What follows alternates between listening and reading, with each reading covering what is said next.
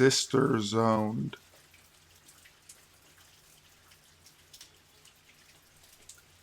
For a short time, I used to work in a factory. Easy job, just walking around. At the time, I was new, naive, and very young compared to everyone there, so I got quite adored by the older workers. And then there was this guy, let's call him Andy. Andy seems to be a nice person, but he has anger issues. Since the first day, Andy would stop me mid work to ask how I was doing and if I needed anything. It kept going on, and then he asked for my number. I casually brought up my then boyfriend in case if Andy likes me. That night, I opened my phone to a wall of texts from him saying that he doesn't like liars regarding me having a boyfriend and that he would make a great boyfriend, etc. I had to prove it to him that I was indeed in a relationship. He started talking about his hardships in the past and begged me to be his sister instead, and I agreed to that.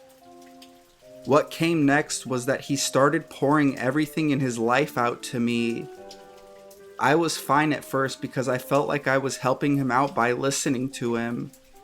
But soon, with the number of texts of him reflecting on his past, the way he said I was the only good thing in his life, and how he started getting too literal with the sister status, I got quite annoyed and creeped out. I tried to limit everything down to casual conversations, and part of me just wanted to cut off all contact with him. He moved away and quit his job. I also quit not long after. One day I got a text from him and I decided that I was not going to answer his text. The following days my phone kept beeping with messages.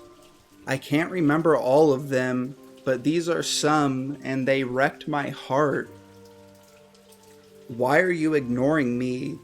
Please, sister, please answer me. Do you still love your brother? I want my kids to call you aunt. Don't leave me like this. You are part of my life, sister. Why do you hate me? Is this because of my skin or my race or my religion? Don't hide away from me. I need you to tell me everything. Don't play games with me. I know you still love me. I know you are out there. I'm a human being. I don't like this. Please don't treat me like an animal. I truly feel bad for him, and I do feel like this is a jerk move on me. But at the same time, I feel like I have drained too much energy being someone's clutch, and this person doesn't even know anything about me aside from my phone number. So I kept ignoring him in hope that he'd get over it. For the next several months, he kept texting me and used new numbers when I blocked the old one. He also found my social media, using the only thing he knew about me, and messaged me telling me to stop hiding and treating him like an animal. I was terrified and all I could do was block him. And on last Thanksgiving, I received a text from a number from another state. Happy Thanksgiving. I answered, I don't think I know you. I'm not from that state. I know you live in my city, and I need you to do me a favor. I'm your long-lost twin. I cringed at the long-lost twin, and I knew who the hell that was. I told him a couple of lies, including that I have passed away and he has been talking to my only brother. To be honest, I'm still cringing at what I just did. He didn't buy it and said that he was going to my workplace to find out, to which I no longer work for. Andy, I hope everything works out for you, and I hope, truly hope we never meet again.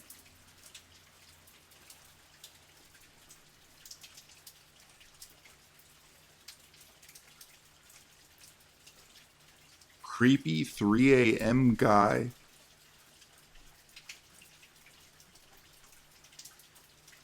So, this story comes from a few months back, but it freaks me out a little bit thinking about what could have happened. It was a Saturday night, and I had been out drinking with my brother and some friends. I had to drive a distance the next morning, so I didn't get too drunk. I got home by myself around 3 a.m. and was about to head up to bed when my phone started buzzing. It was a friend of mine asking if I were able to come pick up my brother because he was drunk and throwing up. Lightweight. I informed him that I had been drinking so I couldn't drive, but would walk down in order to guide him home. Good brother, yo. The town center with all the pubs and clubs is just around a 10-minute walk away, so I headed back out. About 5 minutes into the walk, I'm listening to music and minding my own business. As expected, the road is pretty much empty except for me. I look across the road and notice a guy with the hood up on his coat, slowly walking. I find it weird but assumed he was just a drunk lad and didn't think too much of it. I noticed out of the corner of my eye that he had stopped walking and was watching me walk.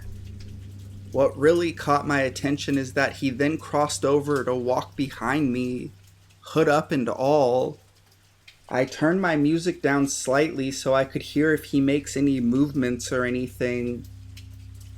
After about 30 seconds or so of him just following me, I then hear footsteps sprinting towards me. As soon as I turn around to face the chap, he instantly stops running and turns his head as to try and act like he didn't do anything. I'm not really a confrontational person, so don't ask me why, but I just simply crossed the road and saw my brother walking towards the hooded lad.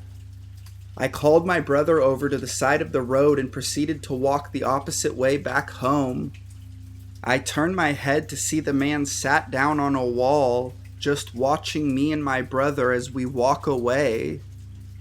I kept the encounter to myself but realized I should have said something to someone.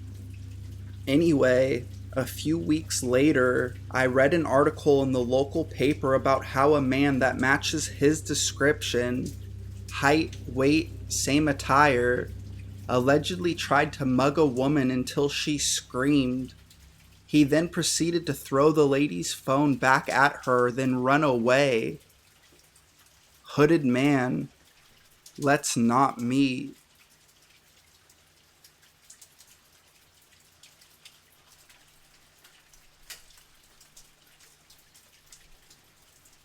No, I do not want to meet in your hotel room.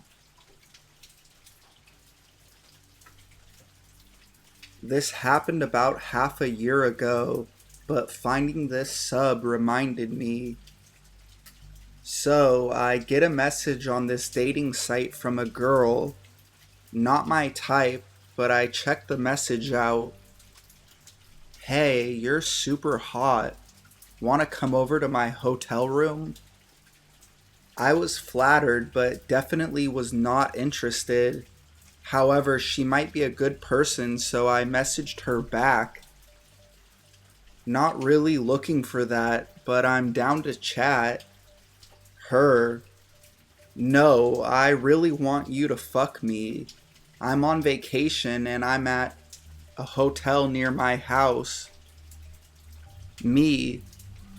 Once again, very sorry, but I'm not interested. Where are you from and why choose here to vacation to? Her. I live in the same town, but I'm at a hotel wanting to fuck. Come over.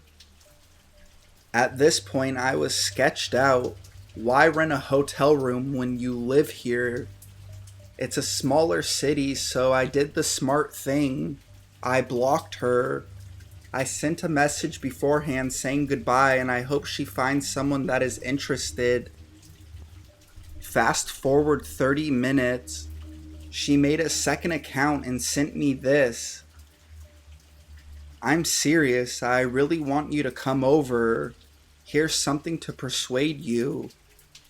Imager link where looking was a picture of her naked in bed. So I block her again. Not even 15 minutes went by and there is another account and message from her. At this point, I think I'm getting trolled. My friends could easily pull this off. I wanted to call their bluff, so I created a new Kick account, gave my info, and told her to go on video. I was gonna catch my friends. Well, it was her. She quickly went into doing things trying to persuade me. I deleted the Kick and avoided it. Deleted my dating account, was completely sketched out.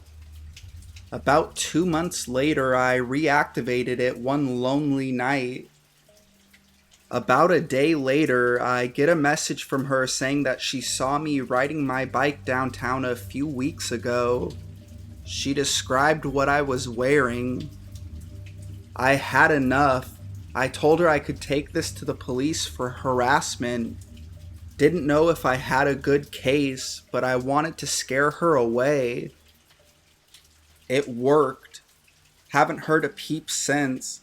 I've never been more grateful to think with my brain instead of my other head.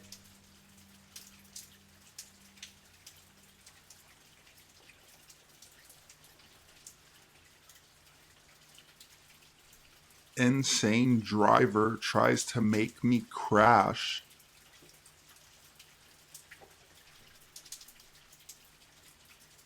Note, not sure if this is relevant to the story, but at the time this occurred, I was a petite 20-year-old white female driving a small Suzuki model. One night, around 7 p.m., I was driving to soccer practice. At the end of my street, you have to pull out onto the main road, but you can turn onto the road at any time rather than using traffic lights. So I turned onto the main road like I always do. There were a smattering of cars behind me, but they were far enough behind me that I didn't think anything of it. Once I'm on the main road, I change lanes fairly quickly because I know I have to turn soon, and out of nowhere I see this matte black station wagon race up the lane I was just in. The driver then stops so that we're window to window and begins vehemently abusing me. My window is up so I can't hear him, but this middle-aged bald man has got half his body out of the window yelling and gesturing wildly. He then quickly swerves forward so that he is in front of me in my lane, and for the next couple of miles sporadically brakes so that I have to do so as well. Please note that this road is straight and the speed limit is 70 kilometers, 44 miles according to Google, so he really had no reason to brake. At this point I'm kind of freaking out because braking at that speed isn't safe, and I got close to hitting him a few times even though I wasn't tailing him. Eventually, he gets further away from me and turns into a turning lane at a set of traffic lights. Then, just as I'm about to go through the light, and he's stationary because the turning light is red, he suddenly swerves into my lane, which causes me to violently swerve into the lane next to me, whilst doing 70. If the road hadn't been quiet that night, and a car had been in the lane, without a doubt I would have had a high-speed collision. As I regain control of myself and my car, I look in my rearview mirror just in time to see him giving me a wave as he turns into a side street. So, let's not meet, insane bald man.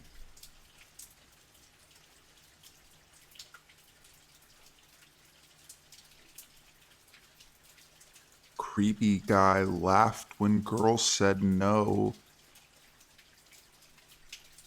By the time I met Tyler, I had already heard about him from several friends, both male and female, at the small liberal arts college I attended. He was strange, they said. Very friendly, but very physical. He would grab girls and pull them onto his lap, and when they tried to get away, he would laugh and hold them tighter until one of our male friends forced him to stop. I made a mental note to avoid him. I was sitting in the school's cafe with one of my male friends, who he knew, when he approached and tried to grab me for the first time. I don't remember what the conversation was or how long we had been sitting near him, but when he reached for me, I instinctively pulled away. He grabbed me anyway and pulled me towards him, and when I told him to stop touching me, he began laughing. He didn't sexually assault me. His hands were on my arm, but when he laughed, his eyes were cold and humorless, and his grip on my arm tightened. I wrenched myself away and ran out of the cafe. When a concerned male friend caught up to me, I said, "There's something wrong with him. He's going to hurt someone." My friend walked me to Kmart, where I bought pepper spray. The second time Tyler tried to grab me, he approached the group of people I was standing with and tried to put his arm around me. I turned around and said, "Don't touch me. Don't touch any of my friends. We don't like it. You make us uncomfortable." My voice carried and people turned to look. He looked shocked and his grip loosened. I left the cafeteria. He avoided me after that, and I thought it was all over until I went back to the dorm one night and found that none of my friends were there. When I texted them, they said they were in the school's gym and that I should come. At the gym, I found around 7 girls standing around with the school's dean. Tyler, I was told, had approached one of my friends in the gym, grabbed her by the hair, and forced her head towards his crotch. Every single one of the girls in the gym that day said that Tyler had, at one point or another, grabbed them and held on, refusing to stop touching them when they said no. None of them had reported it because he hadn't actually sexually assaulted them. He was just aggressive, but until that night, he hadn't crossed the line. The girls, including myself, all wrote down our experiences with him and gave our testimonies to the dean. Tyler was expelled. I never saw him again, and hopefully never will.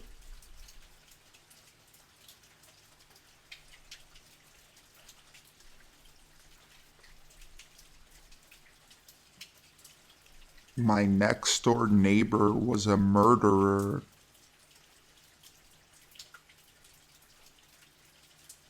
When I was in year 1, so 5 or 6 years old, I lived next door to this woman and her daughter who was the same age as me and in the same school.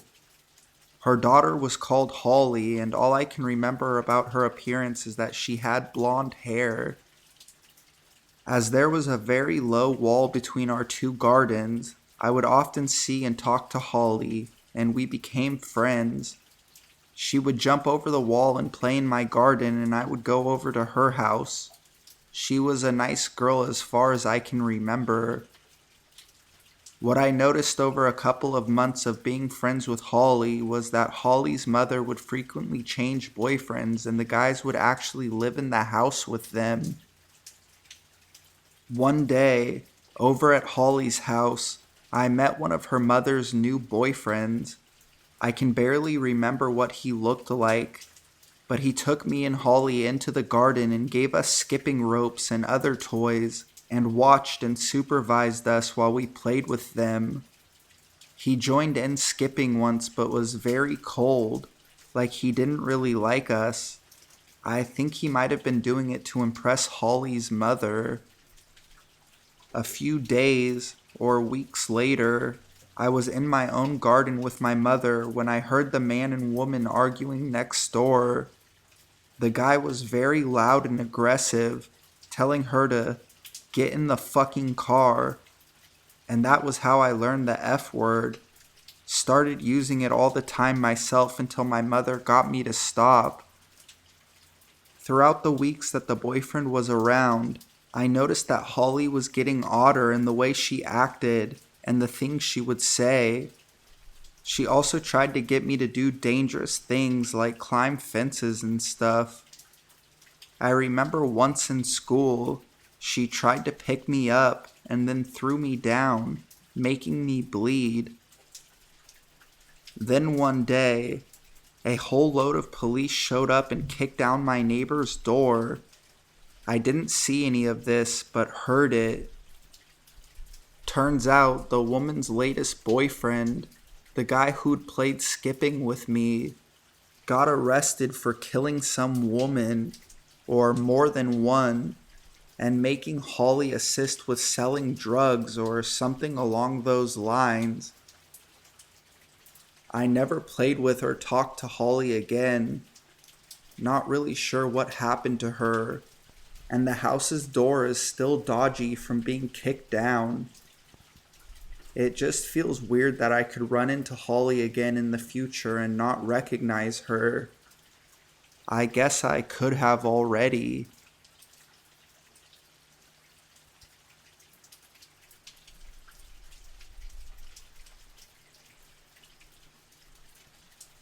Two chance encounters with the same violent woman.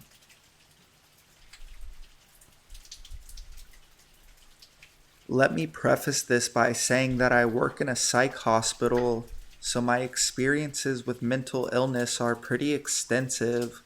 On a regular basis, I work with people suffering from acute schizophrenia, so it doesn't scare me anymore. But this did. About 2 years ago, I was walking through Target completing some last-minute holiday shopping. I had a big TV in my cart, so I was a little more aware of my surroundings than normal. There's nothing like an expensive purchase to put a target, no pun intended, on your head. After walking down a few aisles, I noticed a woman following me. She was in her mid-30s, and I would have never taken her for being homeless. I thought she must just be going the same way as me, so I took a different route and ended up going to the second floor. I didn't see her follow me, so I assumed I was in the clear, at least until I turned around and saw she was right behind me.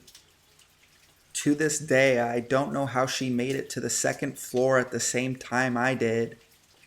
I asked her what she wanted, and instead of responding, she gave me the most terrifying smile I have ever seen and began to walk closer to me.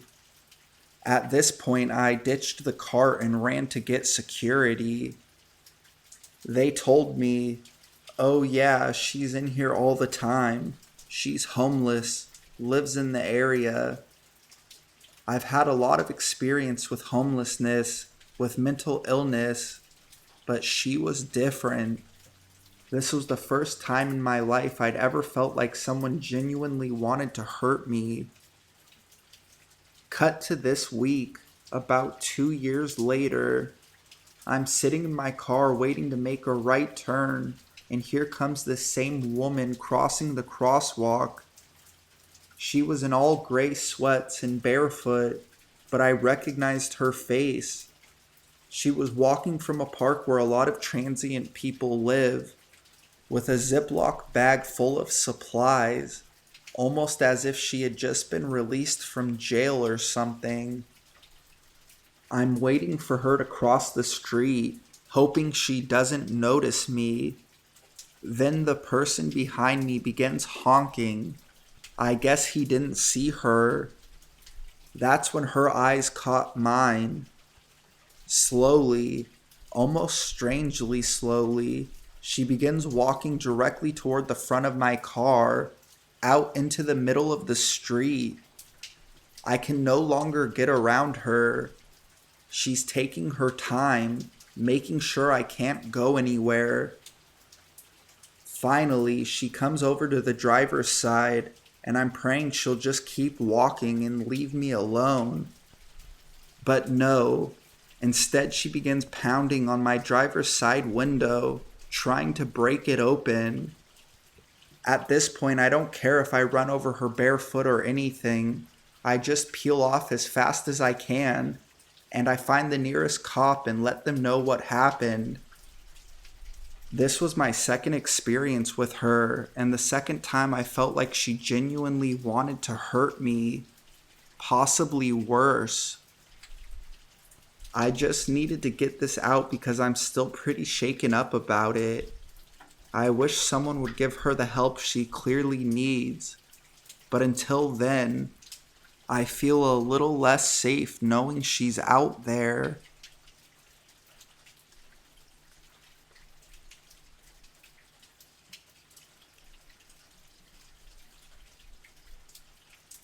How the police ended up in my apartment at 5 a.m.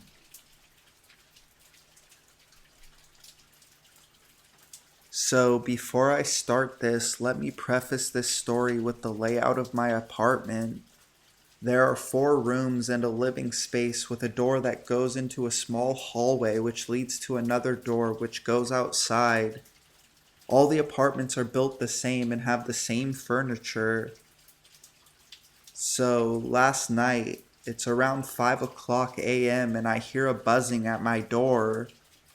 I figure it's just my friend messing with me, and so after it rings about a dozen times, I get up and go to the door. Now there is a hallway that separates my door from another door, which is how you get inside. So I open my door, and as soon as I do, a 6'4" man rips open the door, which must have been ajar from one of the other people in my complex, and comes to the little crack of my door I have open and shouts, "My name is Jose. This is my apartment. I'm tired and I just want to chill." His eyes are extremely dilated, as if he were on every drug known to man. When I refused his entry, he turns around, and as I'm closing the door, full sprints into the apartment. So this man starts screaming that this is his stuff because he has the same TV and couch. I try to reason with him and explain that everyone has this stuff, but he calls me a liar and says he'll show me. So he goes to my friend's room, which I'm assuming is what room he has in his actual apartment, and opens the door to find my friend having sex with his girlfriend. He becomes furious, shouting at the girl saying, "Courtney, how could you?" Her name is Sarah. So my friend gets up and tackles the guy, where he lays until the police arrive, shouting over and over that his name is Jose and that he's just trying to chill. They ask him where his shoes went since it's snowing out, and he says they're in his jacket, but he didn't have a jacket, and why would shoes be in a jacket?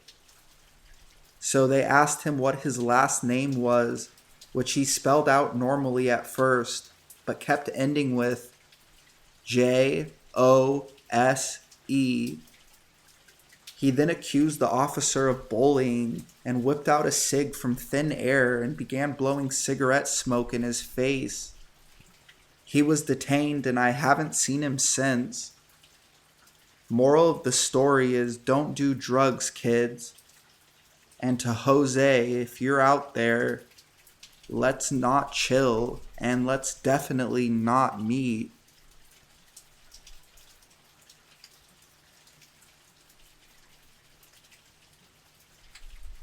Face to face with an arsonist.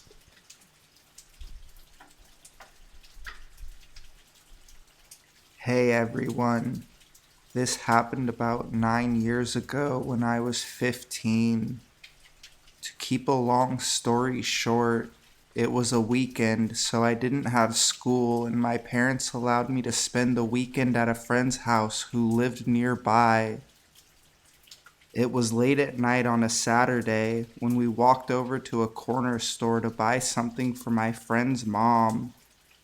On our way back, we spotted somebody walking up and down the street who we didn't recognize. He was a strange-looking fellow, overweight, wearing a hoodie and jeans. He looked at us as we passed him by and gave me a very odd look, which gave me slight goosebumps. Nevertheless, my friend and I went back to her place and the night continued. My friend and I awoke early the next morning to the sound of sirens and loud noises coming from the street behind us. I looked out the window and saw what nobody would want to awake to, a fire. By this time, my friend's mom had awoken and asked us to come outside with her, which we did. We all walked across the street to a neighbor's house and looked up into the sky at the smoke from the fire. Once the chaos had ended, my friend's mom inquired with a firefighter about what had happened. They didn't know the cause of the fire, but did say that a woman was taken out of the house and to the hospital. She ended up dying the next day. It was an elderly woman who I didn't know, but my friend's mom did. When we learned that an arrest had been made in connection to the fire, I was eager to see who it was, as was pretty much everyone else in town. When I saw this photo of the man, which is included in this news article, my jaw figuratively hit the floor. Well, I'll be damned. That was the same man that my friend and I had passed by the night before the arson. I couldn't believe it, and I still can't believe that I saw the perpetrator of a serious crime not long before the crime was committed.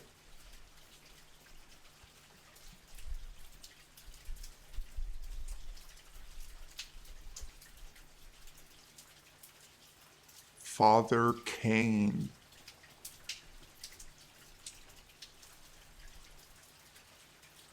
This story is from quite a long time ago, the 1980s. At the time, I was in middle school in a suburb in Pennsylvania. One weekend, I had planned to sleep over at a friend's house. This would normally involve riding bikes around the neighborhood and playing Nintendo until very late. But this time when I arrived, my friend Brian told me that he had to help out at his church. He said I could join and help too if I wanted, and having nothing else to do, I agreed. His family was very religious, and Brian was especially close to the pastor. Brian's mom dropped us off at the church, and we spent time moving chairs around and helping to pack things away. Brian introduced me to Father Kane, who seemed friendly and asked me a lot of questions about my family and if I went to church. I told him that we didn't, and I remember being worried that he would react badly, but he seemed fine with it. Sometime later, it was getting near dinner time, and Father Kane asked if we wanted to eat with him and then watch a movie. Brian seemed interested, and I thought, why not? So he called his mom and postponed the time she would pick us up. We went to Father Kane's apartment, which was attached to part of the church, and ate some dinner together. He asked me if I wanted a drink, and when we went to his fridge, he handed me a beer. My parents had allowed me to try alcohol if I wanted to, and I always thought it was disgusting. So I asked Father Kane for something else, and he gave me a soda. Then after dinner, we watched a movie, The Shining. Later, Brian's mom picked us up and we went back to his house. I remember talking with Brian at the time and agreeing with him that Father Kane seemed very cool. A couple of months went by, and one morning there was big drama at school. Someone asked me if I had heard the news and why Brian was out of school that week. Father Kane had been charged with molesting altar boys and had fled. It turned out that Father Kane had groomed boys over many years and had been molesting them in that church apartment, giving them alcohol and cigarettes, and eventually sharing them with two other priests. Unusually for the time, they were all convicted and charged and went to jail, though it took heavy action by the parents of the victims to make it happen, and many years until they were sentenced. 30 years later, and this is definitely one of the creepiest encounters I've had with someone. In hindsight, what's maybe the most worrying is how at that age there weren't any alarm bells ringing, despite what seemed now to be obvious red flags. I just thought he was a nice, chilled out guy. We had been taught about stranger danger as kids, but he wasn't a stranger and was in a position of authority, so I didn't think to question his motives. Was a lesson to me how easily people with authority and respect in a community can get away with terrible things.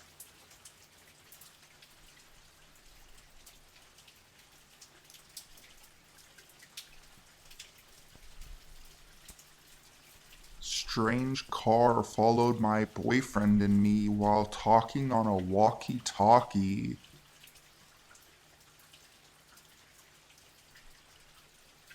This happened earlier today, and I'm a little spooked, to be honest. There's no reason for anyone to follow us. There's literally nothing interesting about our lives. We work and we sleep, so I'm not really sure what to think about this. Maybe you all could throw some ideas out there. My boyfriend and I are currently living in a motel. We're between houses waiting for the new place to be ready for us to move in, and we decided to walk to the corner store for a soda. About halfway there, a brand new red Honda Civic with a folded over dealer plate slowed down next to us. The driver was wearing a hat and sunglasses on his head and looked directly at us and kept pace until we turned into the store parking lot. As we were in the checkout line, we looked out of the window and saw the dude sitting in his car and talking into a radio in a fast food restaurant parking lot, still staring at us. We walked out of the store, and when we got to the road, the guy pulled into the store parking lot, turned around, and got behind us. He kept a steady pace again, probably about 40 feet behind us, and pulled into the motel parking lot next door to ours. We got inside our motel lobby and looked out of the window and saw him pull out of the next door parking lot and into ours. He pulled up next to a white 4-door Rubicon for a bit, then they both circled our building, one in one direction and one in the other. They stopped next to each other again after the fourth circle, then pulled out of the parking lot in opposite directions. Any clue what just happened? Whatever it was, I hope we never meet these dudes because I'm thoroughly spooked. Edit. Someone just called our room, was silent for about 4 seconds after we answered, then hung up. We're moving to another hotel tomorrow. Edit 2. We moved to a motel 10 minutes away from where we were. Hopefully this is the last update. Edit 3. This is our second night in the new motel, and we just got another silent call. What is going on?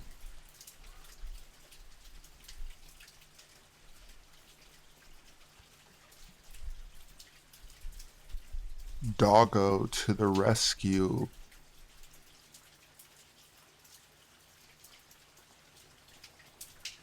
This happened back in 2009 when I was about 15. I'm home alone one afternoon, settling into a night of ordering pizza and binging YouTube until the wee hours of the morning, or at least until one of my parents returned to tell me off.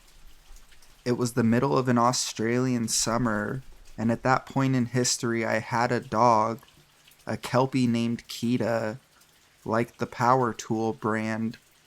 Kita was supposed to be a farm dog, but was a little too special to do what he was meant to. So it hits about 6 o'clock and it's still warm as hell, so I decide to let Kita run into the house so he can enjoy some air conditioner. By this time I'd ordered a pizza from in town and was waiting for it to be delivered, when there's a banging at the door. Now, my driveway was really long. Not so long that you'd have to drive to reach your mailbox, but long enough that it is about a 2-minute walk to the front door. I stood up from the computer to answer the door when I realized that I didn't hear a car. No engine, no car door shutting, no tires on gravel. This put me on alert, but not red alert. My grandparents lived about a block away, and my grandfather, to this day, has a habit of appearing whenever it suits him. I'm not in the mood to deal with him, so out of curiosity I decide to look under the curtain. I'll pause here to describe how my front door is designed. The garage sits in front of the foyer entry with a large window beside the front door, and the living room comes off there at a 90-degree angle with another window, maybe 2 meters away. If someone is looking at the door or window next to it, you can look out the living room window and basically be looking at their back. So I'm kneeling down to peek under the curtains because my grandfather has caught me pretending not to be home before when I looked through them. I look out and I see a man, tall, scrawny, and fidgety, obviously tripping on something. To top things off, he's wielding a kitchen knife. Thankfully, I'd locked the door. He's scrawny, but if he was on ice, he'd have smashed through the window beside the front door with no problem. Now is when I go into panic mode, and my dog picks up on this. Kita, as mentioned, was intended to be a farm dog, but it turned out he enjoyed chasing bugs rather than sheep. This led him to mostly be a family dog, and he's sooner to jump up and lick a stranger rather than bite. In the 9 years I'd had him at that point, I had never seen him react like that. Kita was at the window in seconds after I began to panic, snapping and snarling viciously enough that there was slobber everywhere.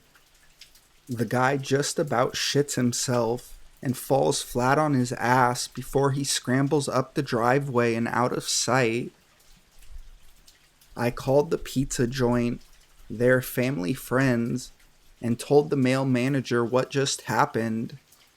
He came when he delivered my pizza and stayed with me for a while to check that I was all right. In hindsight, I should have called the cops, but 15-year-old me was too rattled to think straight. I ended up enjoying my pizza with Kita perched right beside me up until my mom got home from work. So, possibly drugged up man who was banging on my door? Let's not meet. Kita, however, let's meet again next time around, my sweet doggo.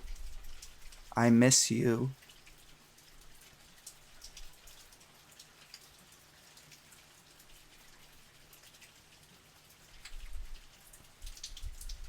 when a late night dinner ends with a panic attack.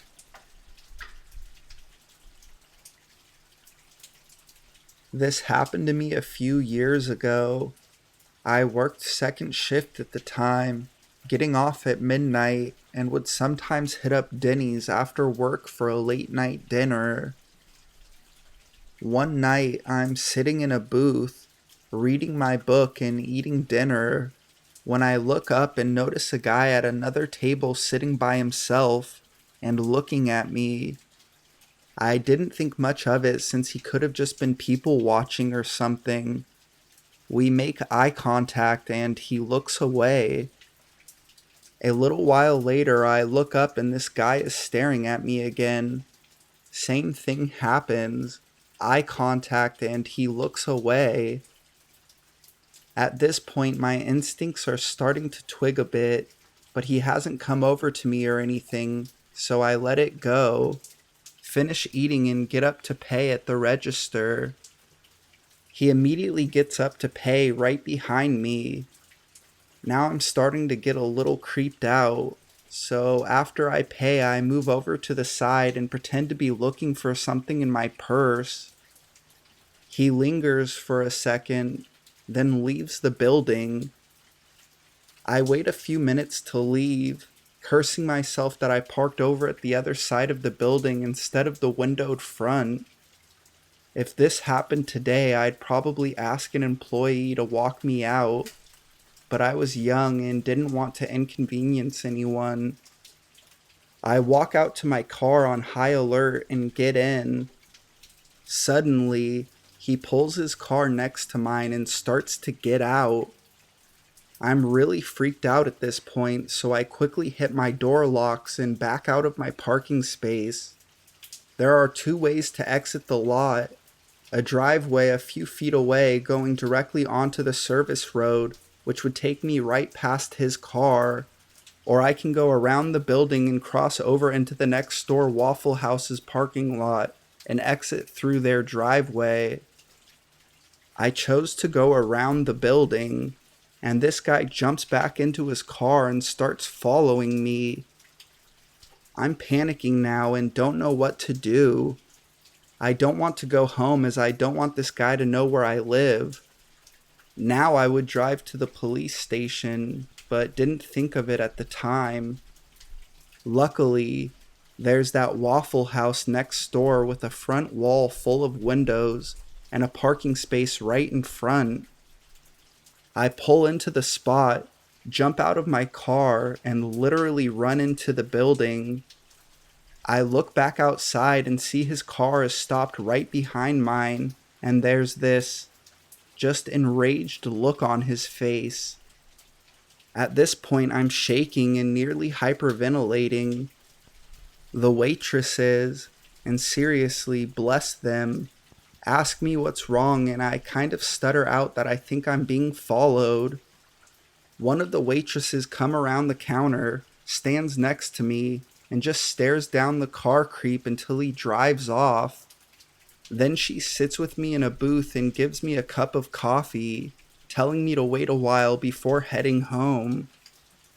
I left about 20 minutes later, and I swear I watched every car on the road to make sure this guy wasn't following me. Never went back to that area after work again, though I did write a thank you note to the waitresses and dropped it off during the day. It scared the shit out of me, but to this day the thing that makes me angry about it was, after telling some friends what happened, a couple of them tried to convince me that he just thought I was cute and wanted to talk to me. No. They didn't see this guy's face when I got to safety. He wanted to hurt me. Thankfully, he didn't get the chance.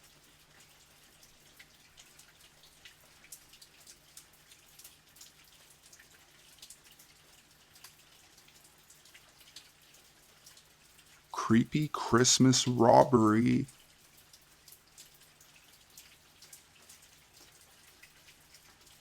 Hey everyone, long time lurker, blah blah blah.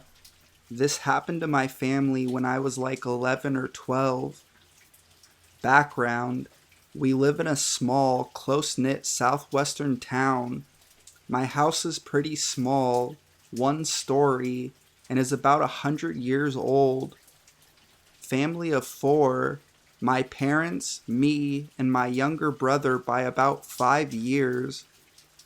We used to leave our front door unlocked, mostly because we didn't ever think something like this could happen in our town.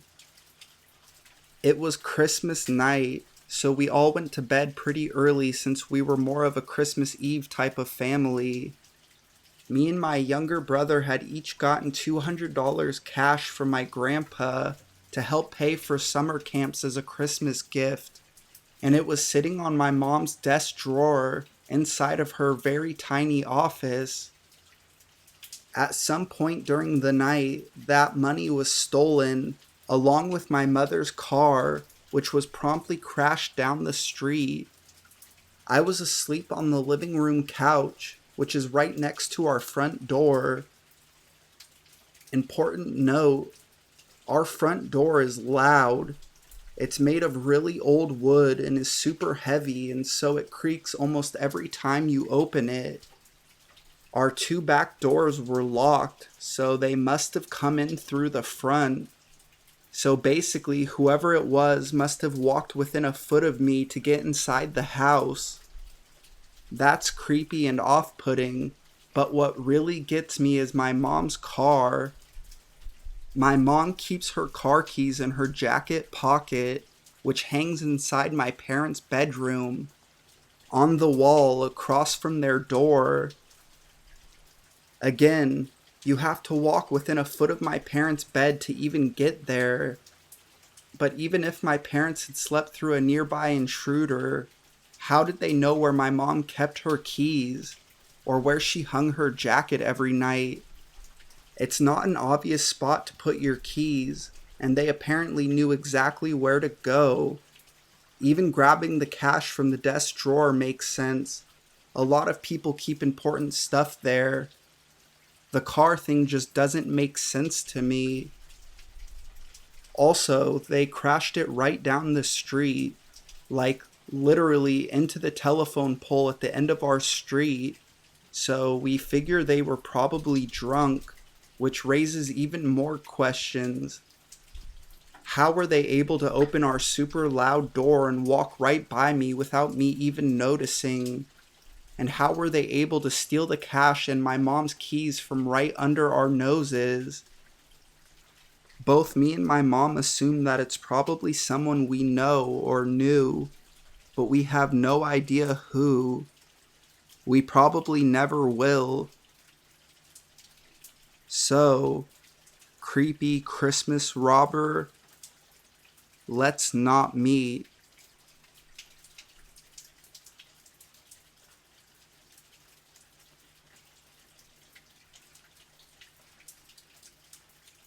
Someone has a key to my apartment.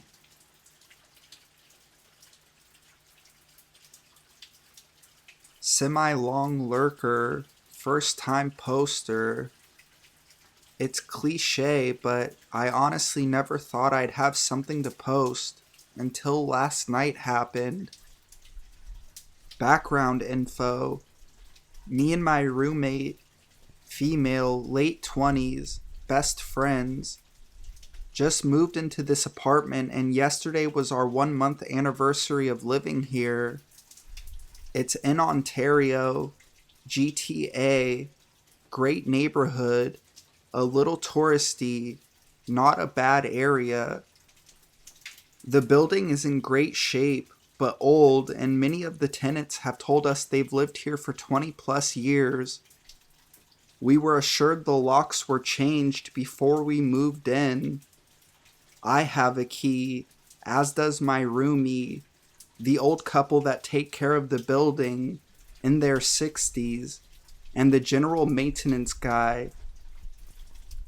Story: I was the last to leave the apartment around 8 a.m. and I locked the door.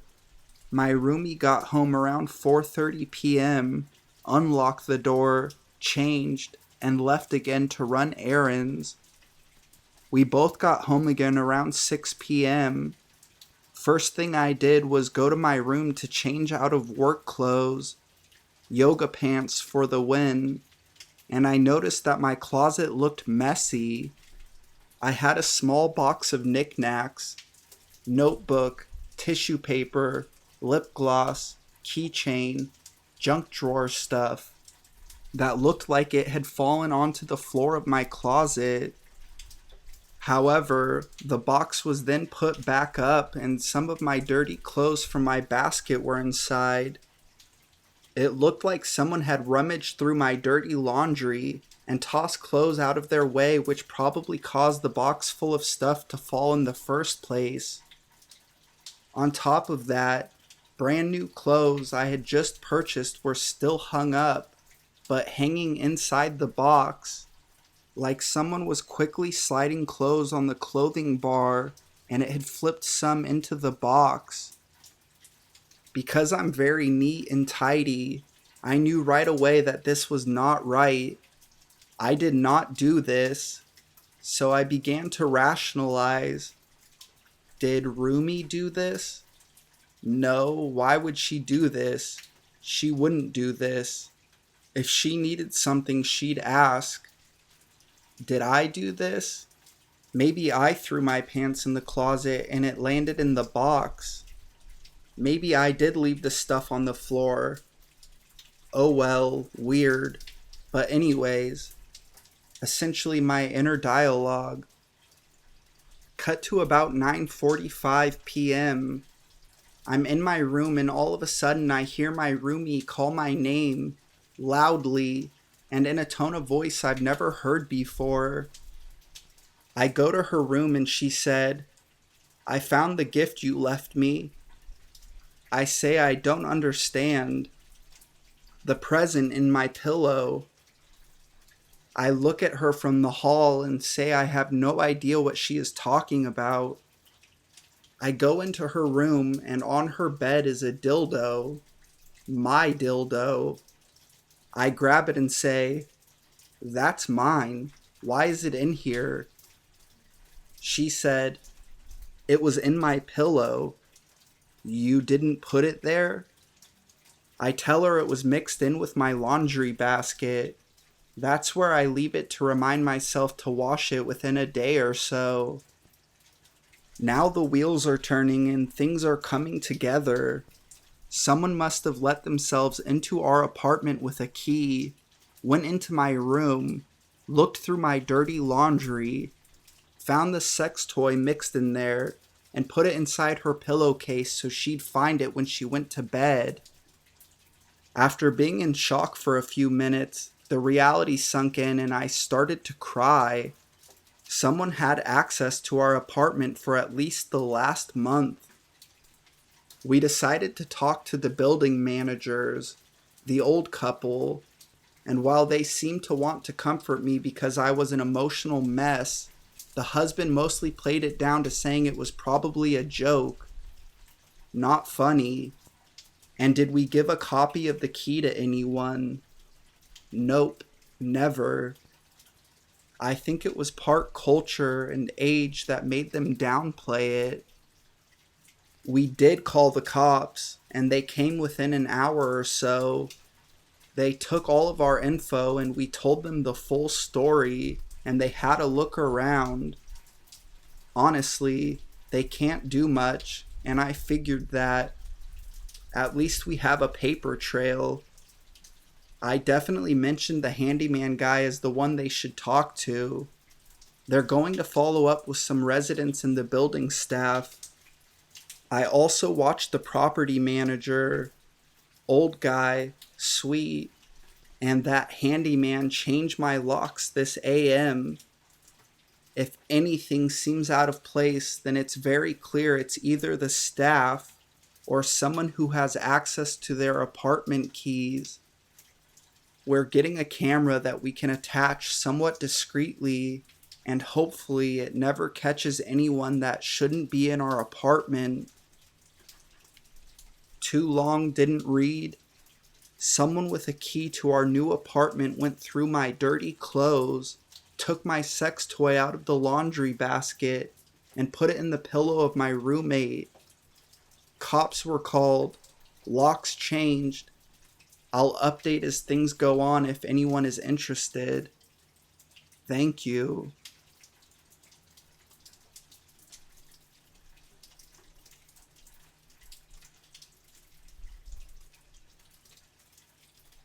Boyfriend's dad.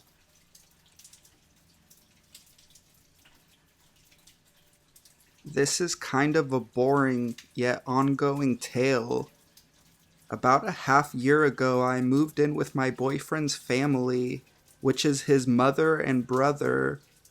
Boyfriend's dad doesn't live in the house and is pretty much banned from coming back. He has a past history of being emotionally and physically abusive towards my boyfriend's mom.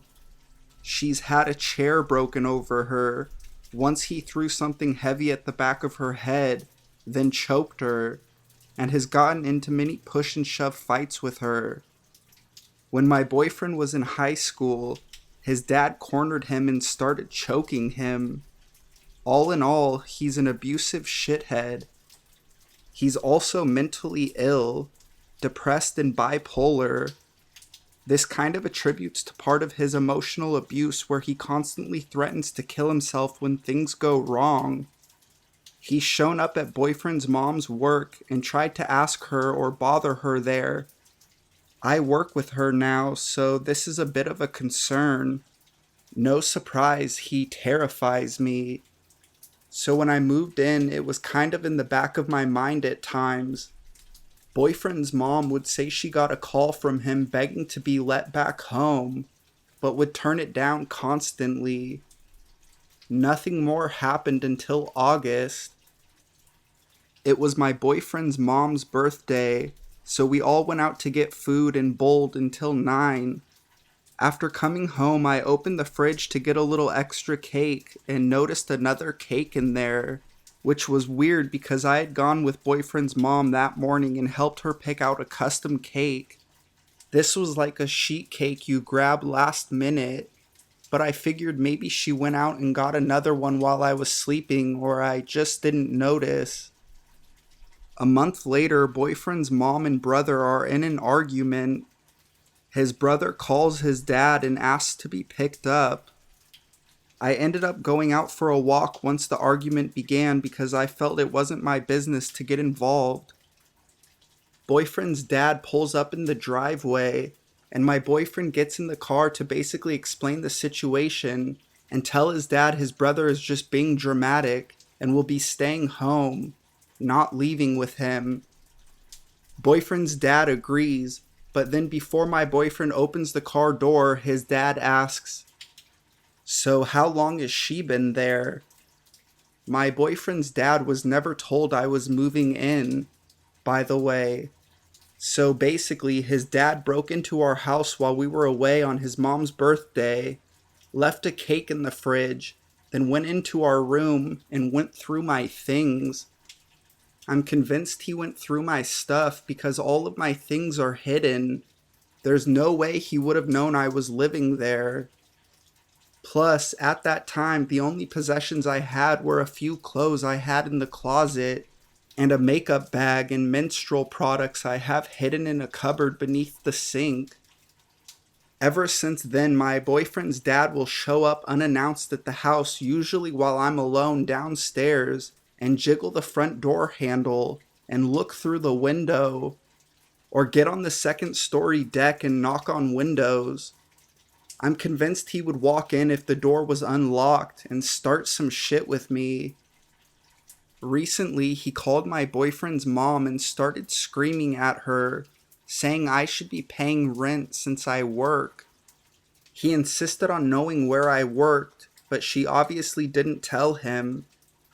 Now I'm kind of scared he's going to show up at my work, see my name tag, and I don't know what would happen next. So anyways, to my boyfriend's dad that I've never met, let's not meet. Ever. Edit. It seems to be a tiny concern as to how their father got in the house, and I forgot to write that. We have a deck on our second floor that is accessible from the ground. There's also no gate to close it off, so basically their dad got on the deck, then got up on the roof, got in my boyfriend's brother's window, then proceeded to creep around. Our roof is easy to get to via the deck and is completely flat. We keep his window locked now.